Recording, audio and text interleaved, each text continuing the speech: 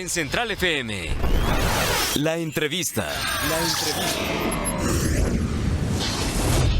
En Central FM, equilibrio. Quiero responder a lo que muchas personas me están preguntando en las redes sociales y han dejado recados en Central FM y en nuestras redes, tanto de Twitter como de Facebook y de YouTube y de todas, ¿no? Lo que me están diciendo es, ¿qué va a pasar ahora que la Semarnat ha dado la manifestación de impacto ambiental, una serie de previsiones, a Santa Lucía para que se construya ahí un aeropuerto? Yo creo que lo mejor es hablar con quienes han promovido los amparos para la no construcción de Santa Lucía, que es el colectivo social, #no más derroches. Y con ello, el dirigente de este colectivo, Gerardo Carrasco, ha sido una pieza fundamental para dos cosas. Una, para que no se acabe desechando el aeropuerto de Texcoco en construcción, y dos, para que no se empiece la construcción en Santa Lucía, lo que ha causado enojo del presidente de la República, a quien le urge que Santa Lucía empiece. Pero, ¿qué representa todo esto? Gerardo Carrasco, te saludo esta mañana. ¿Cómo estás, Gerardo? Buenos días. Querido Pedro, muy buenos días. Un saludo a ti y a todo el auditorio. Mira, pues es un placer. Sí. La autorización de impacto ambiental no viene a modificar la situación jurídica que guardan las suspensiones judiciales otorgadas por parte del Poder Judicial de la Federación. Ayer vimos que la Semarnat emite una resolución de impacto ambiental a través de la cual autoriza de manera condicionada la construcción del aeropuerto por considerar que este es ambientalmente viable. Sin embargo, esto se hace únicamente desde el punto de vista ambiental federal. Se tiene que cumplir con muchísimo más requisitos, dictámenes y estudios en otras distintas materias para que pueda iniciarse la construcción. Es decir, esto no viene a dar luz verde a la construcción del proyecto, ¿no? A nosotros a reserva de revisar con detenimiento el contenido de esta resolución, apenas salió ayer por la tarde, es una resolución bastante gruesa, pues necesitaremos estar verificando si en efecto se cumplen con los requisitos que establece la Ley General de Equilibrio Ecológico y Protección del Ambiente, el reglamento en temas de manifestación de impacto ambiental, la propia Constitución mexicana y lo que dicen también los tratados internacionales en materia ambiental. Y en caso, Pedro, de que consideremos que no se cumplen con estos requisitos o que esta resolución es ilegal, la estaremos impugnando a través de los juicios de amparo. Sin embargo, lo que queremos dejar muy claro, reiterar y ser muy enfáticos es que no se puede construir Santa Lucía porque a pesar de haberse otorgado la manifestación o la autorización de impacto ambiental, la suspensión, la construcción sigue suspendida judicialmente.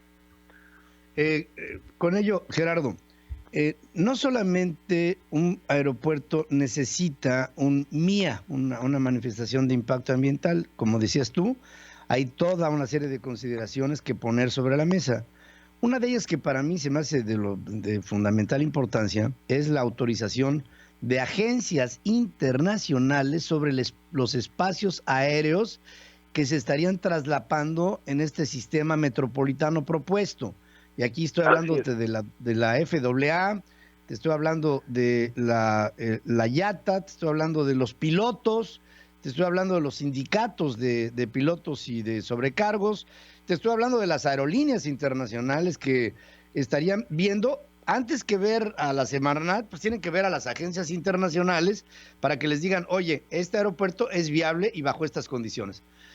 Todos estos permisos, aparte de que no hay permisos ni para la construcción misma de la física del inmueble, ni hay planos, ni hay planes, ni hay nada, vamos a pensar que siguen todo el procedimiento.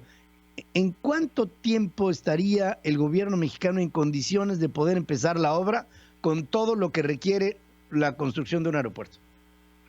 Mira, es difícil adelantar alguna fecha o un tiempo aproximado, sin embargo, creemos que esto no va a pasar pronto.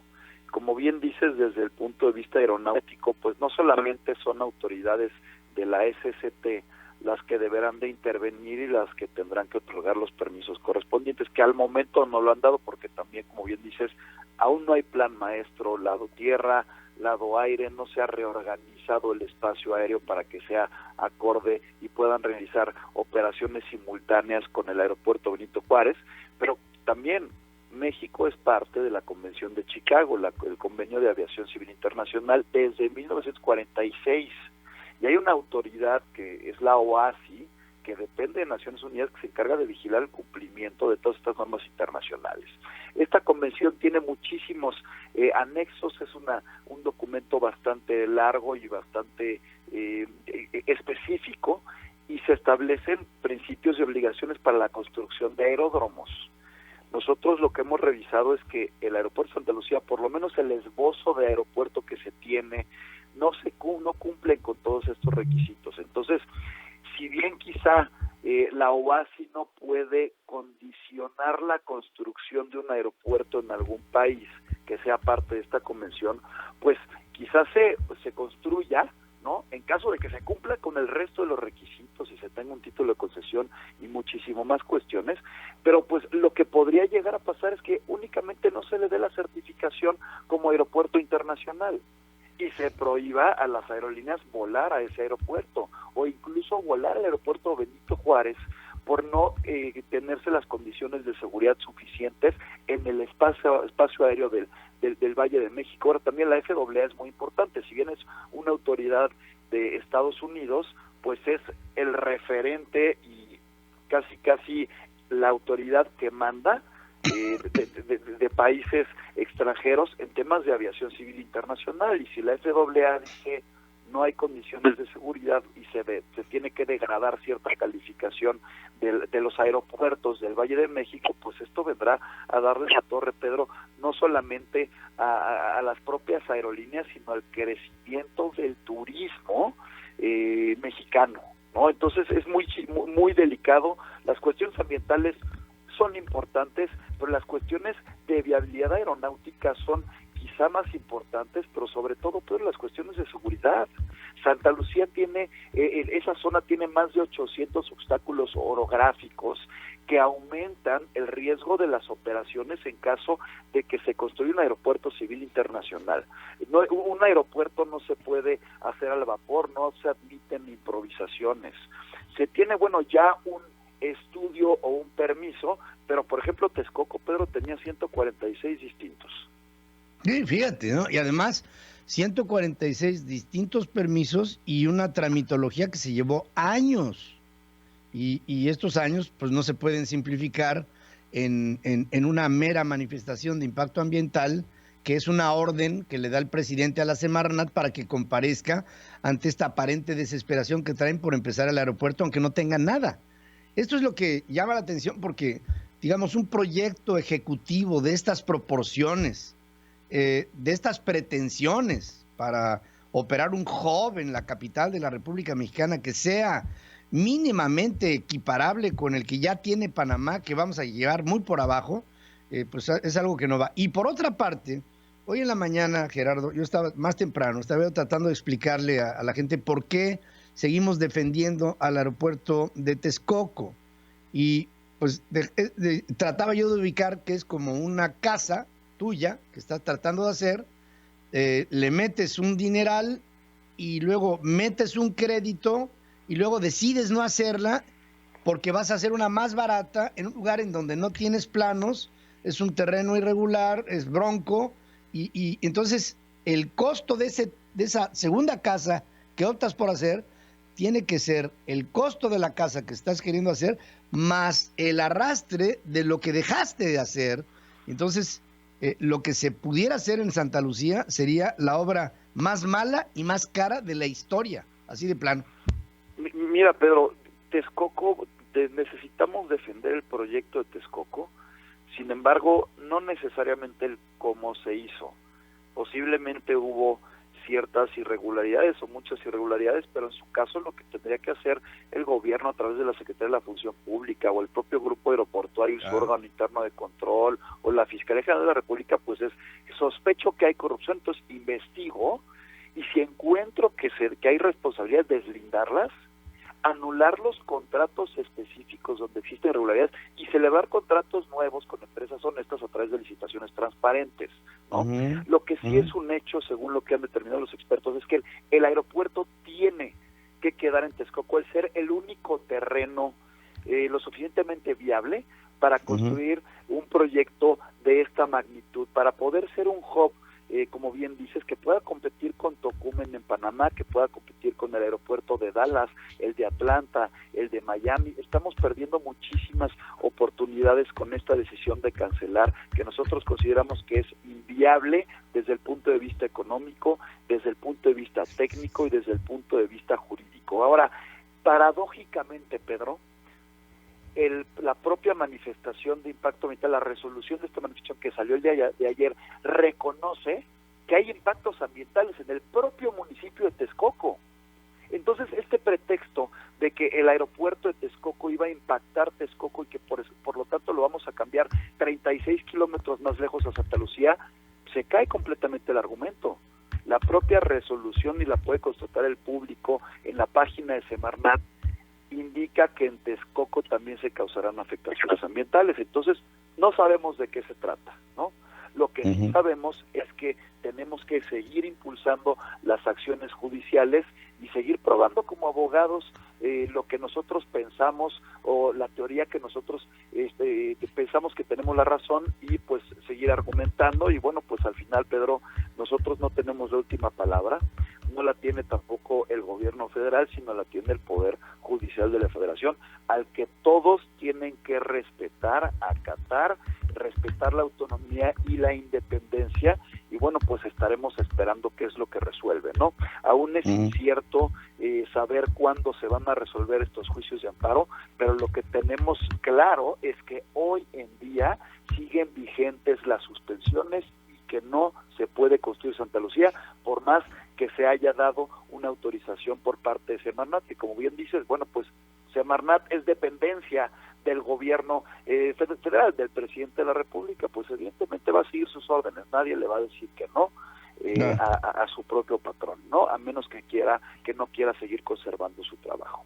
Claro, y por último, decir que sí, aparte de la corruptela que pudiera haber allá dentro en la construcción de Texcoco, que la hay, evidentemente la hay, lo sé, y tú también, yo pienso que si el argumento del presidente es que todos los negocios adentro del aeropuerto iban a ser negocios de expriistas y de gente que mandó a hacer se los quitas, como dices tú, y todos los terrenos alrededor del aeropuerto de Texcoco iban a ser aprovechados pues los expropias y se acabó. ¿Cuál es el problema?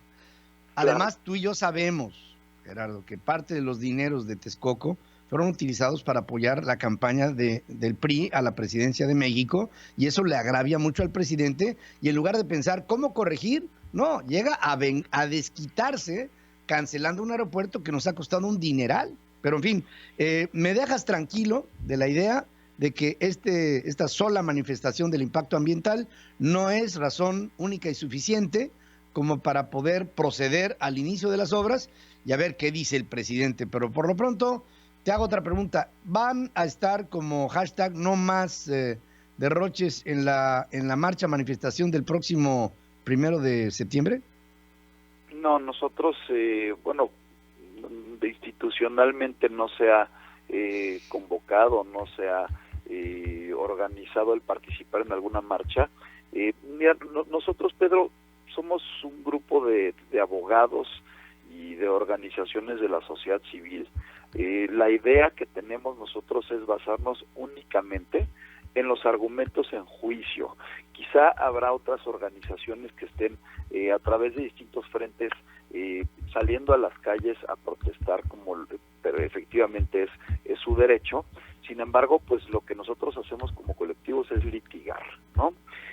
Contestar, dar a conocer los avances dentro de los procedimientos, pero tampoco que caemos en los dimes y diretes del área política o de la opinión pública o debates más allá que lo que nosotros exponemos en tribunales, ¿no? Entonces no planeamos nosotros participar, por lo menos como colectivo, en ninguna marcha, y nos estamos concentrando en los argumentos que estamos los abogados manifestando y haciendo valer en los expedientes judiciales.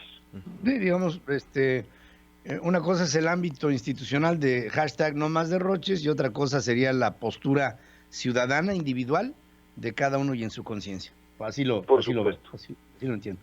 Oye, Pedro, Gracias, nada más sí, preguntarle y sí. denunciar en estos micrófonos de Central FM que Gerardo Carrasco fue víctima de la inseguridad en esta Ciudad de México. No queremos interpretar más allá de lo que lamentablemente estamos viviendo en esta capital, pero me gustaría que rápidamente Gerardo nos comente víctima de qué fue hace unos días. Pues miren, esto fue con independencia de mi trabajo y de lo que hago profesionalmente. Fui víctima de un secuestro express el viernes de la semana pasada en la zona Polanco.